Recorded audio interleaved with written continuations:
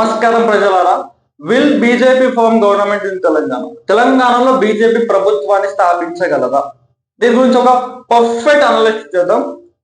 Basically బీజేపీకి form చేసే chances ఉండే, అంటే ఫార్మ్ చేయకుండా అట్లీస్ట్ బీఆర్ఎస్ ని వెనక్కి తట్టి వాళ్ళు ప్రతిపక్షంలో కూర్చునే ఛాన్స్ 2023లో బీజేపీకి పర్ఫెక్ట్ ఉండే.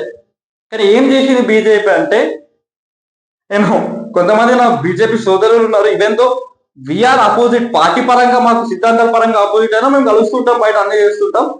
నాకు చాలా మంది బీజేపీ ఎమ్మెల్యే క్యాండిడేట్స్ కూడా తెలిసిన వాళ్ళు ఉన్నారు, ఎంపీ క్యాండిడేట్స్ కూడా తెలిసిన వాళ్ళు ఉన్నారు. కాబట్టి నేను చెప్పాల్సుకున్నది ఏమంటే, బీజేపీ దగ్గర కొంతమంది బీజేపీ తెలంగాణలో అడుగు పెట్టినప్పటి నుంచి ఉన్నారు, బీజేపీ ఫామ్ అయినప్పటి నుంచి ఉన్నారు. వాళ్ళ ద్వారానే బీజేపీ నాశనం అయిపోతుంది. ఒక ఆయన ఉన్నాడు, ఆయన పేరు తీసుకోడు, నాకేం భయం లేదనే పేరు తీసుకోవడానికి ఏం చేయడానికి, కిషన్ రెడ్డి. ఆయన వల్ల సగం మీ పార్టీ నాశనం అవుతుంది సోదరులారా, గుర్తుపెట్టుకోండి. బీజేపీ సోదరులకు ముఖ్యంగా చెప్పాల్సుకున్నది ఏంటంటే, బీజేపీ సగం నాశనానికి ముఖ్య కారణం కిషన్ రెడ్డి. బండి సంజయ్ గారు ఉండుంటే, నేను ఏదో మా బీసీ బిడ్డ అని చెప్తలే, కరెక్ట్ గా చెప్తున్నా, బండి సంజయ్ గారు ఉంటే మినిమం 20 సీట్స్ వస్తుండే. 2023 అసెంబ్లీ ఎలక్షన్స్ లో మినిమం 20 సీట్స్ వస్తుండే. బీఆర్ఎస్ ని బొంద పెడుతుండే, బీఆర్ఎస్ ని 20-30 సీట్ల పరిమితం అయిపోతుంటే మీరు మాకు కూడా ప్లస్ పాయింట్ ఉంటుండే అనుకోండి. కానీ బండి సంజయ్ గారు లేకపోవడం వల్ల, కిషన్ రెడ్డి గారికి ఏదంటారు ప్రెసిడెంట్ ఇవ్వడం వల్ల, ఆయన కేసీఆర్ మోచేతి నీళ్ళు తాగడం వల్ల ఈరోజు బీజేపీ పార్టీ డైలీ దిగజారిపోతుంది. నాకు కూడా అర్థం కాదు, 2018లో బీజేపీకి ఏం దిక్కులేని సమయంలో పాపం రాజాసింగ్ గారు ఒక్కైనానే గెలిచింది.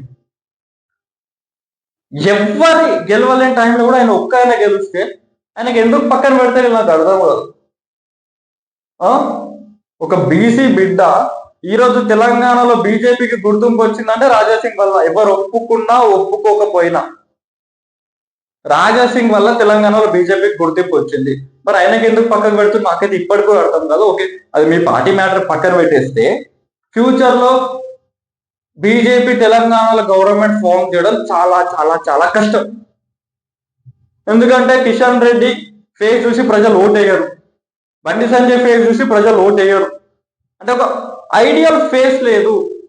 తెలంగాణలో 2014 నుంచి 2023 వరకు కాంగ్రెస్ కూడా సేమ్ పరిస్థితి, ఒక ఐడియల్ ఫేస్ లేకపోయిండే. ఉత్తమ్ కుమార్ రెడ్డి మొహం చూసి ప్రజలు ఓటేస్తారా? వెయ్యరు. అయినా ఉండే ప్రెసిడెంట్, అందుకే ఆయన పేరు చెప్తున్నా, వెయ్యరు. కాబట్టే 2014లో 2018లో కాంగ్రెస్ ఓడిపోయింది.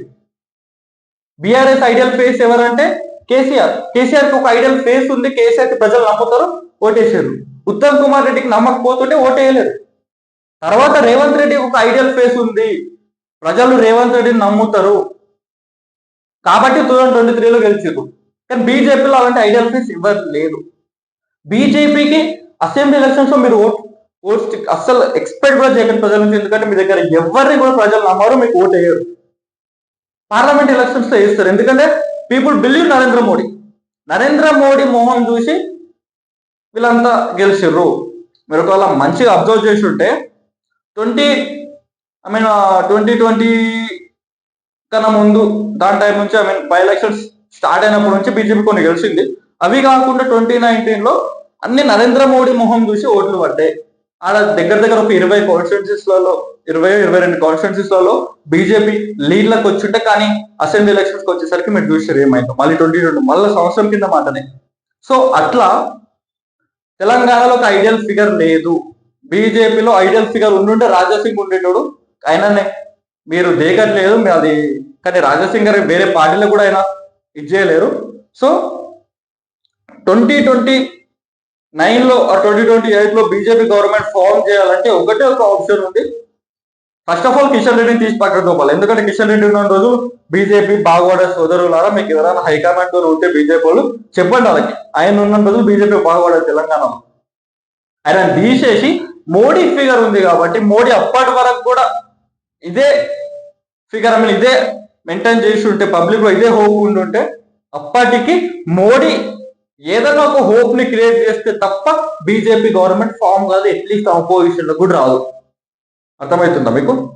సో పబ్లిక్ ఫిగర్ అనేటోళ్ళు లేరు. యువత, బీజేపీలో ఉన్న యువత మంచిగా ఆలోచించండి, ఇది మీకు మంచి ఛాన్స్ బీజేపీలో మీ ఐడియాలజీకి తగ్గట్టు మీ పార్టీ ఉందని మీరు అనుకుంటే మీరు ఎదిగితే మీ ఫేస్ ఐడియల్ గా మారితే మీకు మంచి ఆపర్చునిటీస్ వస్తాయి.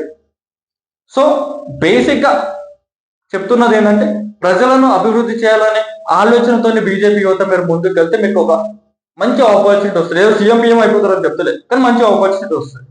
ఎందుకంటే బీజేపీలో ఉన్న ఇప్పుడు ఏ నాయకుడు కూడా బీజేపీ కరెక్ట్ సెట్ కాదు. నరేంద్ర మోడీ గారు ఆయన ఐడియాలజీస్ ఆయన ఫేస్ కట్ కి మ్యాచ్ అయ్యి అంత ఫేమ్ వచ్చే నాయకుడు అయితే బీజేపీలో ఎవరు లేరు.